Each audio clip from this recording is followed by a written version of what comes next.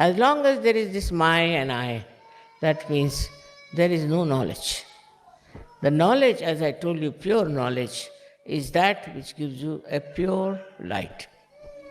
Pure light means pure vibrations. Now, vibrations can be misleading, as I told you, or could be the quantity of vibrations can be less or more. But it's another way to see. Is to see for yourself, why do you want to do a particular thing?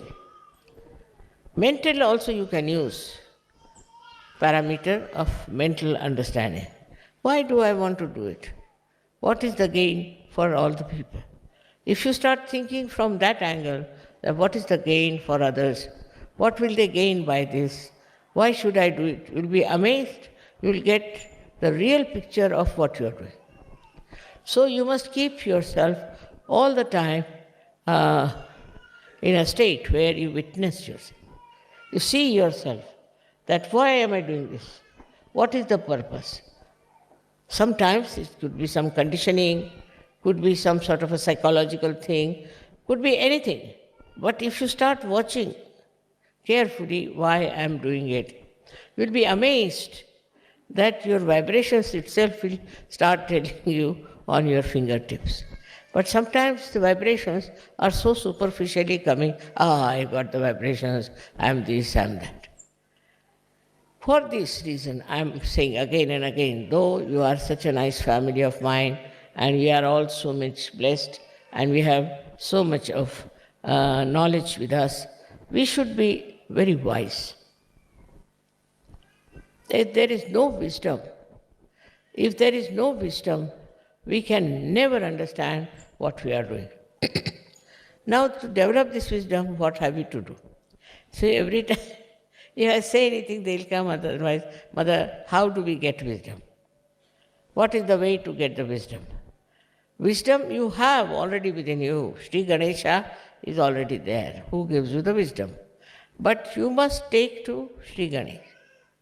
There I find people become so much addicted to Sri Ganesh that they lose his identity completely. They become very slavish about the whole thing, and they just believe that they are very spiritual, they are very great. All these false ideas are no good. Does your Ganesha gives you wisdom? Now you must count how many wise things have you done so far. Where did you take a very wise decision? Have you been wise to do something? Or you have been just doing it because you are identified with a particular type of life, a particular type of answer? So wisdom is a thing that gives you, first of all, complete peace. If your wisdom is developed, then you become very peaceful. Because whatever people may say, whatever they may do, whatever aggression they may do, whatever it is, you are peaceful. And you see the stupidity of the other person, of the other nations, and you understand why they are doing it.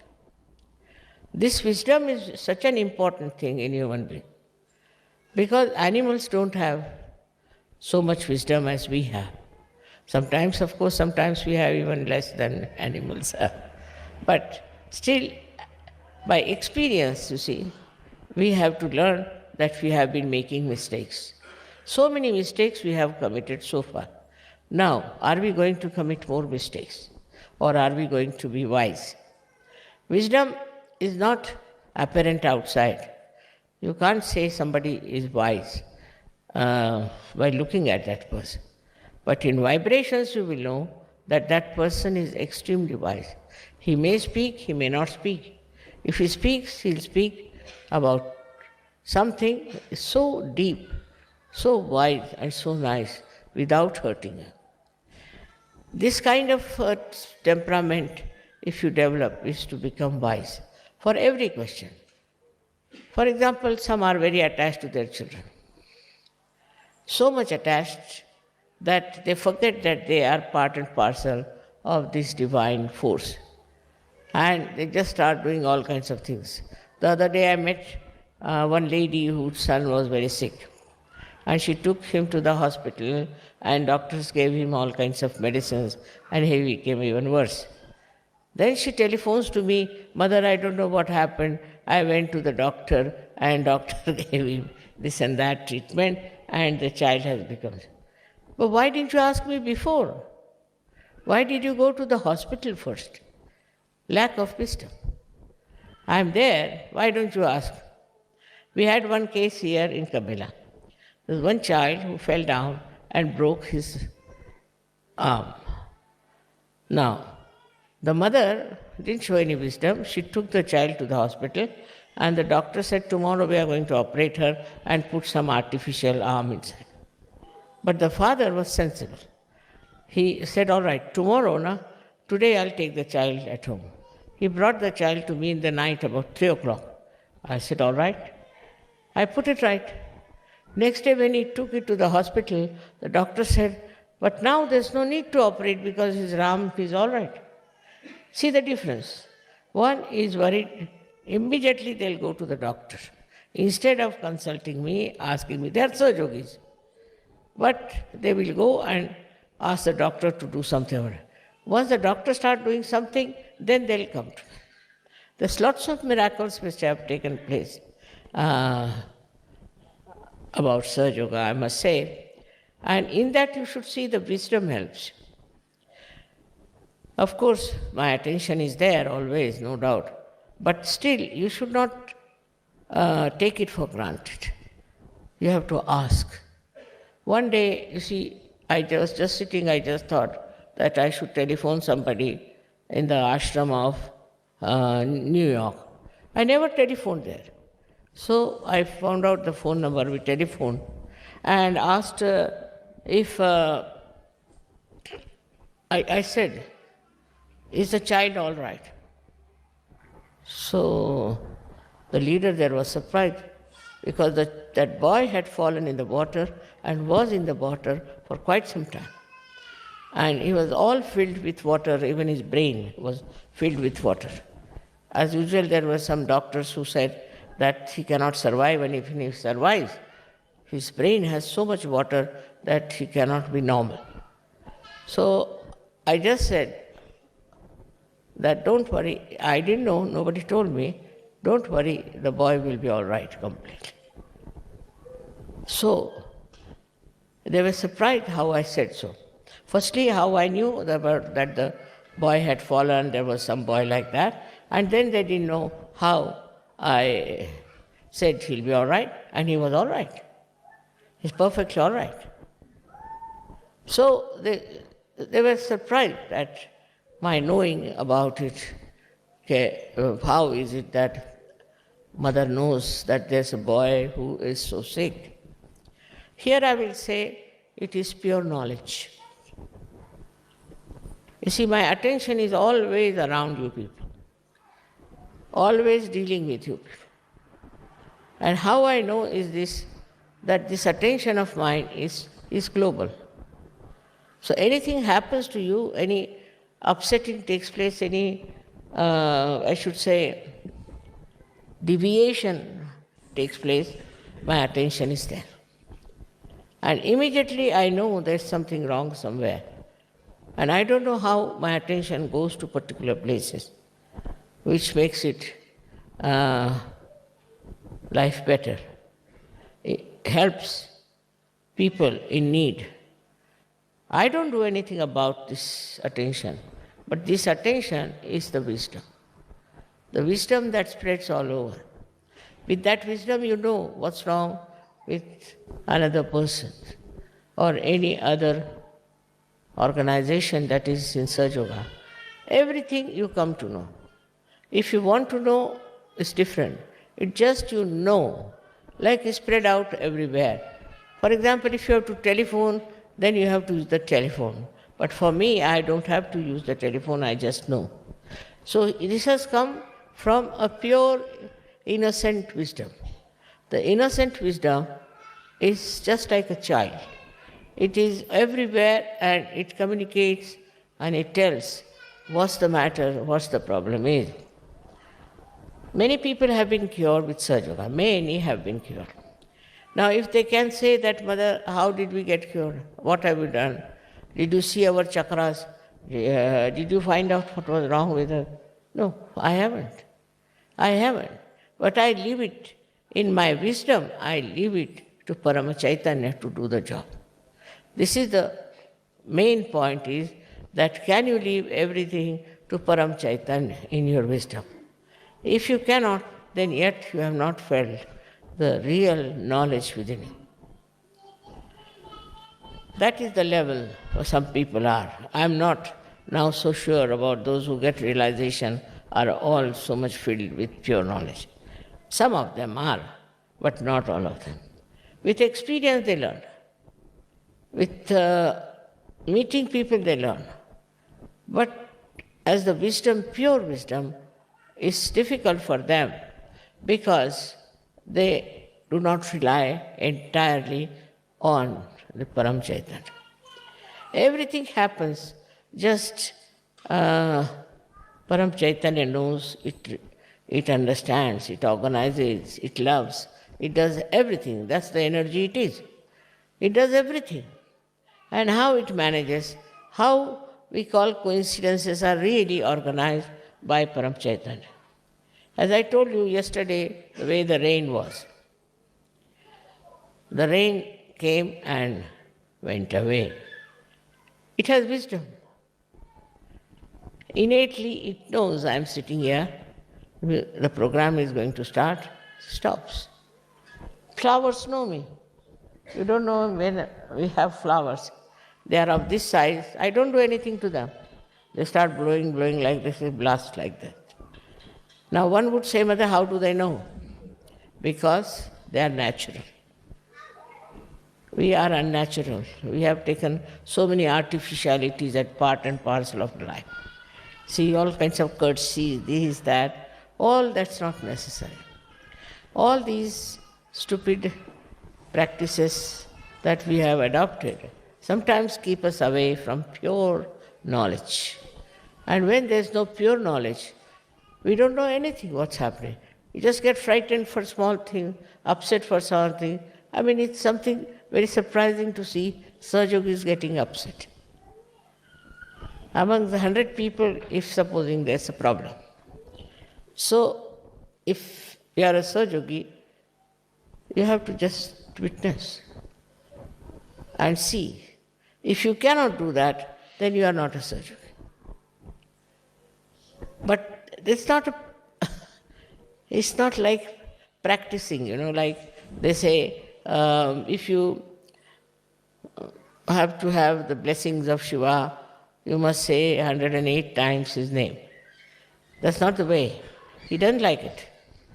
You see, nobody likes that kind of a murmuring. You see, somebody comes and takes your name all the time near your door, you'll throw him out. So that's not the way. It's a wrong idea that you go on taking the name of somebody and that deity will help you. First of all, you have to become wise enough to understand that you are a part and parcel of Param Chaitanya. Everything will work out by that. And it works out so beautifully. Of course, some people have hard time, I don't say they don't have. But it is not hard, because if you are one with Param Chaitanya, and you know that it is doing the job, you are not feeling that hardness or sickness or anything. All the people who write to me about their problems, I don't know what to say. To just say that, do you believe in Param Chaitanya? All right. It knows. It knows what is to be done. It knows what is to be corrected. It knows what is to be said. See, it can create poetry, it can create music, it can create everything. But do you leave everything to the Param Chaitanya? This is the second point in wisdom. Do you have wisdom to leave everything to Param Chaitanya? After experiencing also, like there was one lady who was going in the car, and she found her car, and the brakes were breaking. And she didn't know what to do now. If the brakes are no more How will she manage? It was in Germany. And all the cars were moving very fast, and she didn't know what to do. So she put her head on the steering wheel, and she said, I leave it to Param Chaitanya. She said, she leaves it to me, all right, it's the same. So by saying that, what happened? She said, Mother, I don't know. When I raised my head, I found my car was taken on one side of the road, and nobody was there. All the cars were passing by, but somehow or other, this car was taken there very nicely by some force. So the wisdom lies in understanding the working of Param Chaitanya, how it guides you, how it helps you, how it preserves you, how, depending on Param Chaitanya, you can continue to be living very happy. I think in Sahaja Yoga we have lost very few Sahaja Yogis. They live, and if you ask their experiences, it's very amazing. How in Sahaja Yoga we have lost very few Sahaja Yogis. They live for long, they don't die. And if you ask their experiences, it's very amazing how it works out. If they don't want to live also, they can pass. But if they want to live, Param Chaitanya takes over and you can live long. But living long doesn't mean that you go on bothering yourself as to what you will do with your money, how will you live, what will be the source. All these nonsensical things, worries come to you, all right. Then the Param Chaitanya says, all right, go on worrying. If you go on worrying, all right, go on worrying, doesn't matter. What will happen? Whatever has to happen will happen. But Param Chaitanya can interfere in case you leave it to Param Chaitanya.